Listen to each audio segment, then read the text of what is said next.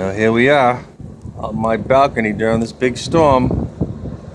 Where are we? It's Tuesday, what is it, March 14th? God almighty, it's like the middle of January out here. It's snowing pretty good.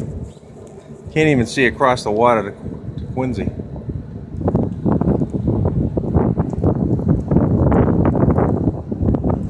Haven't really gotten that much snow yet. They were saying we were going to get like 4 inches an hour. I don't know if they get that wrong. What the heck is going on here? But it's enough to stay home,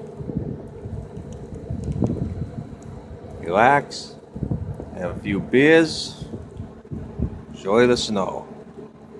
Hope everybody's safe out there. Don't do anything stupid. Stay home and drink. All right. Over and out.